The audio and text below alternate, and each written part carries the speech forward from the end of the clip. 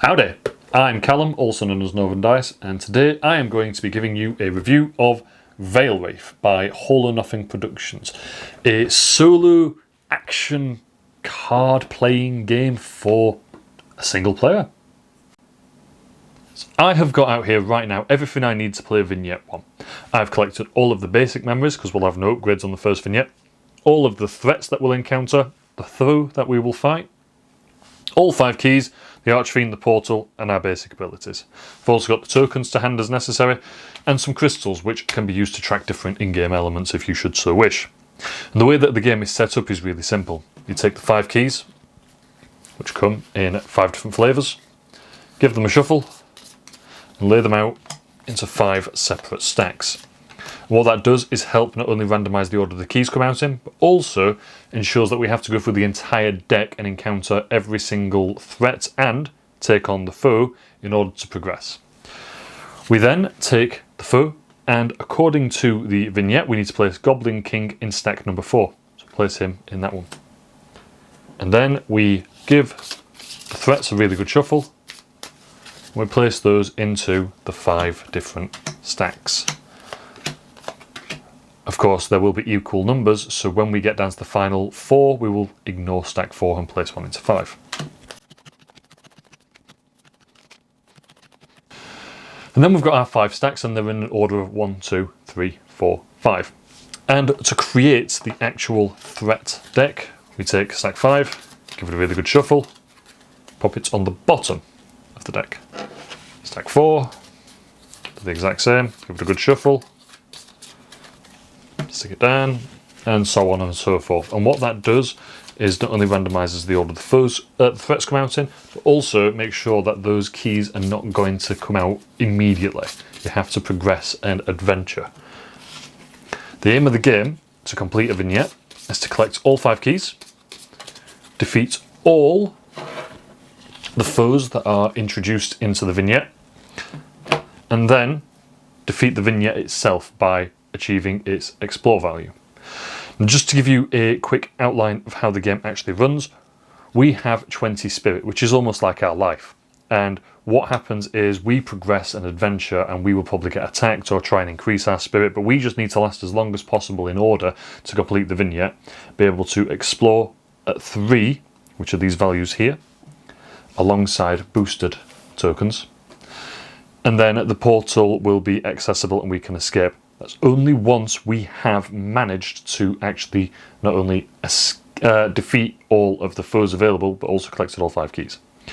Now, because there are 5 stacks, chances are we will at some point run out of cards. And when that happens, we take the Archfiend, who is the big bad, we place him into the actual deck and give the entire thing a big shuffle. And then at some point, the Archfiend will appear in that second run through, and should he so appear, it is game over and an immediate loss. The game also includes ribbons that you can use as almost like lives if you want to do this as a campaign through all the vignettes. There are also memories that can be upgraded as you progress as well to enable you to get somewhat of an advantage. Let's have a quick run through and we will work out how this happens. So at the start of the round, we draw and we take 1 threat and place them into the play area, which is just here. And it is a hobgoblin. And some enemies, like the hobgoblin in particular, have effects that trigger when played. And as you can see here, Harry, shuffle your discard pile into your deck. Now for us that won't have any effect, but there is a purpose for that, and certain cards in here will go into your discard and almost just clog it up so you don't get the memories that you want as quickly. We then get to draw 1 memory into our hand, and we get Memory of Blood, which actually has a value to it. And if you look here, it gives us a fight value of another 2. So if we were to play this alongside our fight, we would have 4. The game works on a basis of using these 3 actions and cycling them through. So to defeat different threats and foes, we need to achieve the bottom left value as necessary. When we get through that, we will then be able to move forward and less will appear. The more that are there, the more damage will be caused.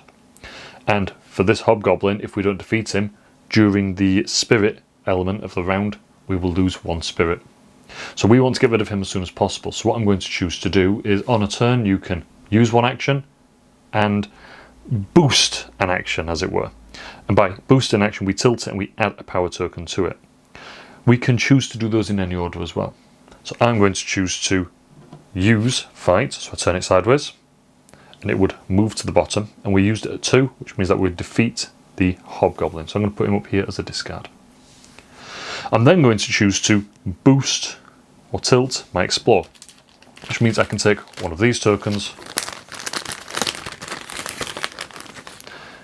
and stick it on top. That means that I've now got +1 to my explore. We'd then move on to the spirit element, and we have no actual loss there, so that's quite good. So then we'd discard any played memories, including this one.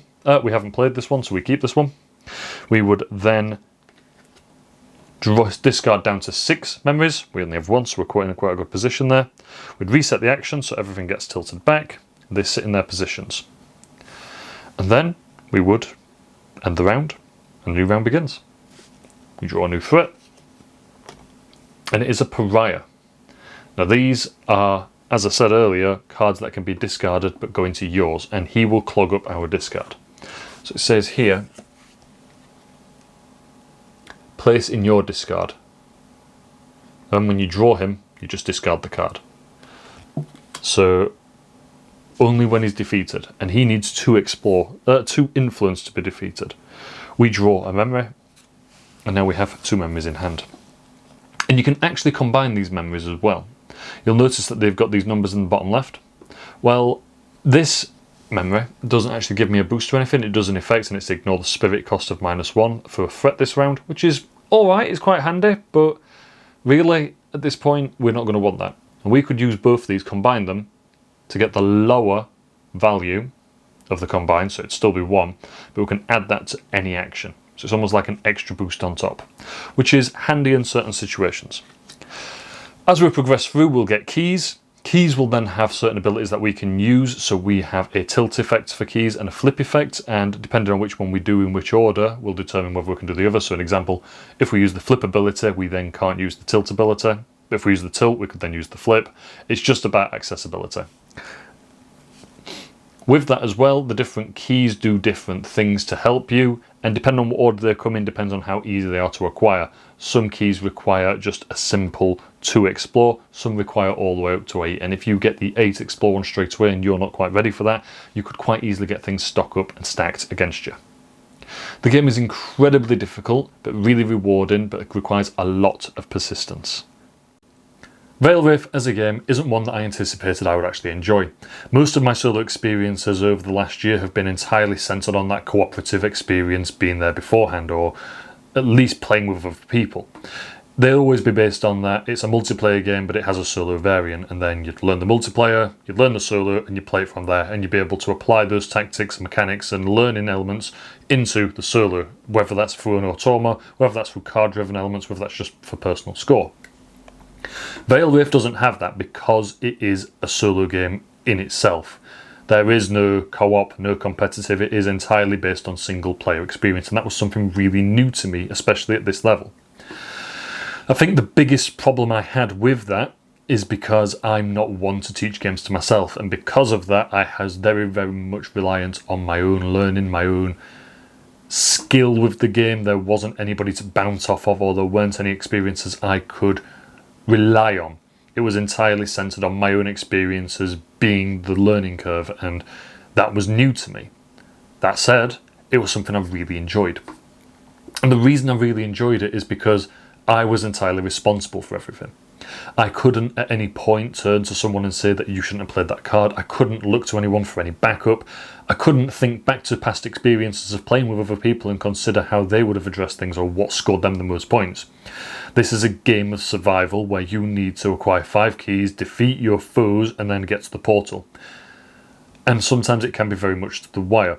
It's incredibly difficult, but because it's entirely on your responsibility, it's one that I really enjoy thinking back on.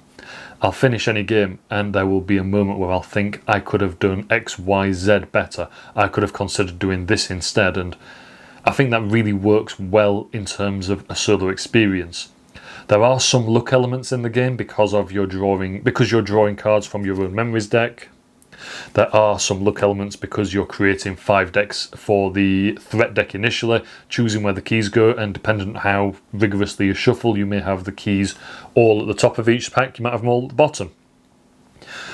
That doesn't mean that you're going to have any different an experience, so it doesn't mean there'll be no element where you know it's impossible to complete, but it is that mitigation of damage and considering when to take a hit and when to go all out, or when to strategize and take out certain enemies at certain times. And those experiences of reflection are what help make the solo game fantastic, because you are entirely reliant on yourself, and knowing that, you have to consider what you would do or what's best for you. And that works excellently for me. In terms of component quality and artwork, the components I think are all fantastic. These little 3, 2 and 1 which tell you what actual value you've got on your initial cards are great. Little tokens are great. The crystals, I never found much of a use for. Sometimes if I had a foe that needed a couple of conditions to defeat, I might use it to track which ones I've completed, but in reality they're a nice addition, but I didn't actually find them as integral as you might anticipate. I did use them, but not as often as I'd like to say I did, to say how many you get. The the explanation text at the bottom of each card I found really helpful. There were some admin elements that I always forgot.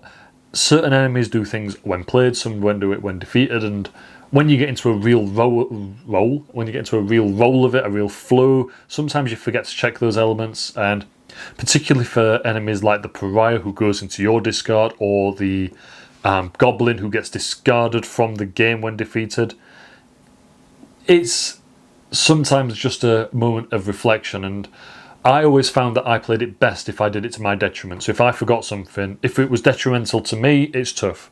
If it was beneficial to me, I'd take it away, because this game is punishing. And I think if you play it so that you get the inch every single time, and then you start to take more and more and more to the point where you've taken a mile, it stops being the experience it's meant to be. As far as artwork goes, I think it's really thematic and fantastic. But I will say it with a word of warning. As much as the artwork is beautiful, it's excellently illustrated, everything looks stunning, some of it can come across as quite mature, particularly when we are thinking about the theme within the theme. There is an alternate art pack available that you can purchase if you are playing this and you are a little bit more coy about the topic, or if you aren't one who enjoys the, well, I don't want to say it's raunchy, but some of the cards do show a lot of skin. It doesn't actually impact gameplay, it's just there for aesthetics. I think it looks stunning throughout. I think the alternate art cards also look stunning. It's just that word of warning that if you are wanting to purchase this for a younger member, 13 plus, if you have got a really able gamer, those cards are available and I would recommend them. If you are someone who is not so inclined as to want to see certain amounts of skin on a card, again, those cards are available, purchase them, integrate them into the game. As far as difficulty goes with this game, I've already said several times this game's punishing. It is really difficult, but it is one that is completable. I have seen people complete this game from top to bottom through a campaign. I haven't been so lucky, and my campaign experiences have been terrible. Throughout, I played one campaign where I got through Vignette 1 and Vignette 2, no problem whatsoever. I didn't lose once, I kept all my ribbons. Then I got to Vignette 3 and it just wiped the floor with me. And it's not like the game is incredibly punishing and impossible to complete. It's just sometimes about how you're playing. And through Vignette 1 and Vignette 2, I felt like I played incredibly well. I was very well timed. I took some hits, but I knew exactly when to go for the big enemies, when to take out smaller ones, how to manage my memories. It worked really well. Vignette 3, I feel like I just got overambitious, and it was a case of I was on a roll. I've got 5 ribbons, I'll just risk it, and I risked it too many times to the point where I just got the floor wiped with me. That said, even outside of a campaign, I have tried Vignette 1 just on a whim and been absolutely annihilated because of the order the keys have come out, or because certain enemies have come out and just taken lots of health off initially straight away before I had any memories built up. It's the actual concept of it's the premise of the game. You are meant to be in quite a thematically dark and punishing world, and the difficulty shines through with that. But at no point do I feel like there's ever a scenario, as I've said, where you can't do it. You'll always have that moment of reflection to think back and think, I could have done it if I had done X, Y, and Z differently.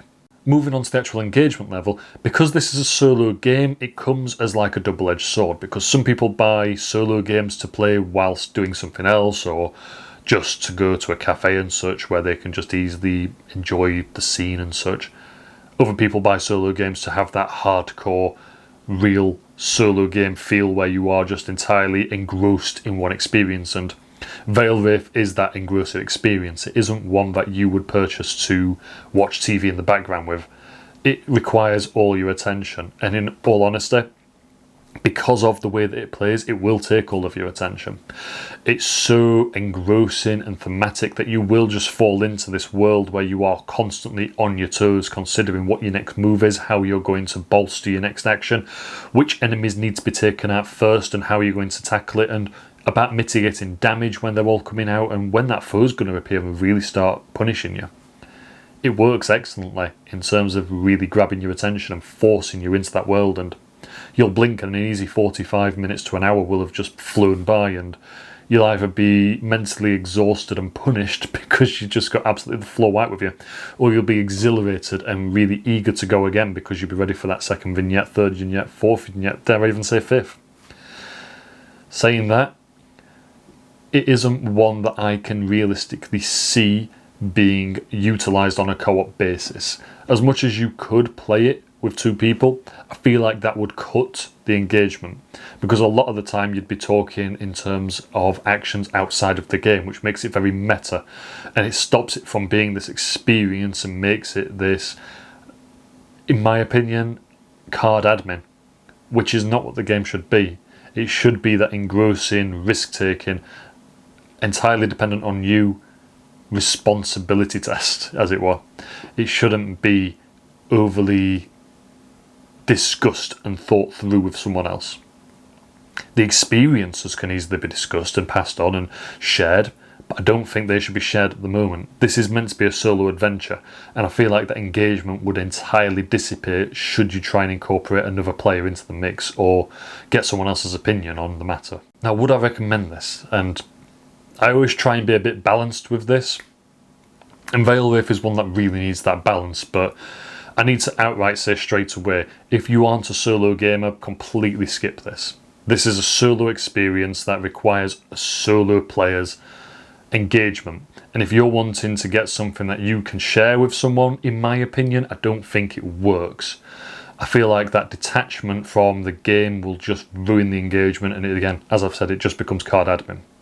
So take anything I say now entirely based on this is for you if you're a solo gamer regardless. I would personally recommend this, but I'd only recommend it if you are a fan of that dark, gritty theme. There's not a lot of positivity in this game in terms of happiness, rainbows, sunshine, or happy endings at the end. It is a case of you are traversing through this world, trying to get these keys, trying to move on, and you've got lots of things trying to stop you.